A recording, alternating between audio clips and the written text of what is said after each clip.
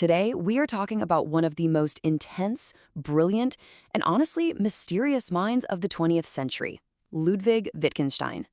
This was a philosopher who was so convinced he could solve philosophy's biggest problems that he basically went to war with words themselves.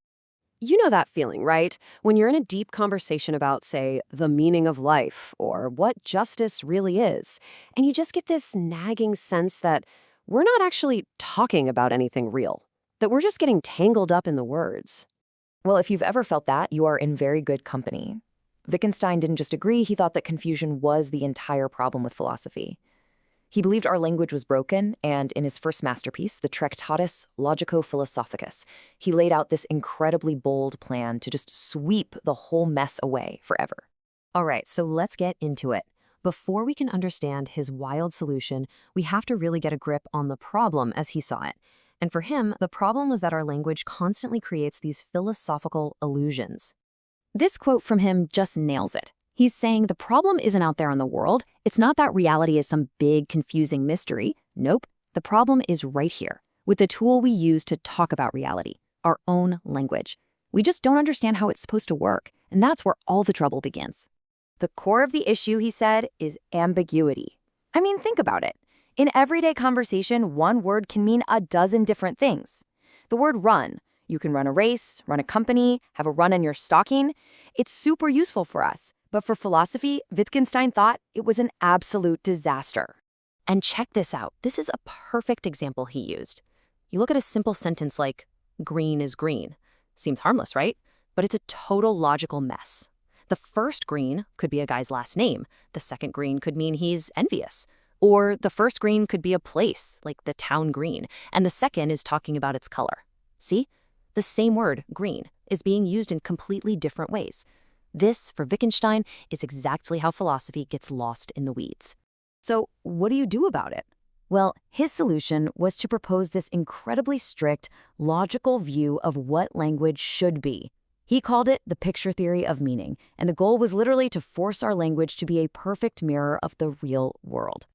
Okay, so here's how it works. First, he says the world isn't made of things, like chairs, trees, and rocks. It's made of facts, like the chair is next to the tree.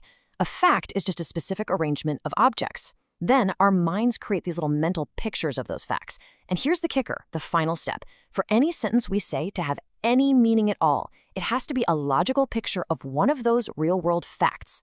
Now, this idea is tied to a school of thought called empiricism, which basically says that all our knowledge comes from what we can see, hear, and touch. So for Wittgenstein, a statement is only meaningful if you can point to something observable in the world that it represents. If you can't, you haven't said something that's false. You've actually said nothing at all. It's just meaningless noise. Okay, so what happens if we actually take this rule seriously? The consequences are absolutely massive. I mean, we're talking about a great purge of almost everything we've ever called philosophy. So yeah, think about it. What happens to all those classic, deep, big questions about God or morality or the meaning of everything when you apply this hardcore empirical test? They're gone, wiped clean off the map. According to the early Wittgenstein, you can't point to an observable fact in the world called goodness. You can't observe the meaning of life. These concepts don't picture a real state of affairs. And so any sentences we make about them aren't true or false. They are quite literally nonsense. This quote just hits so hard. He wasn't trying to prove Plato wrong. He wasn't debating with Kant. He was saying their entire projects were built on a house of cards, on a fundamental mistake about how language works. It's like arguing about whether a unicorn prefers grass or hay. The whole debate is meaningless from the start. So, if philosophy can't talk about ethics or God, what is it even for?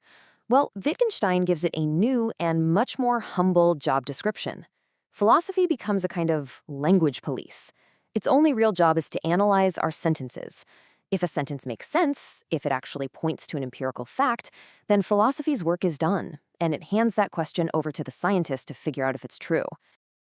And this all leads to the absolutely stunning conclusion of his book. Wittgenstein believed he had drawn a final, crystal clear boundary around everything that human beings can ever meaningfully say. And there it is. That's the boundary. If the only meaningful things we can say have to picture a fact in the world, and science is the business of studying those facts, well, then the only true things we can say are scientific statements. Full stop. That's the entire universe of meaningful human language.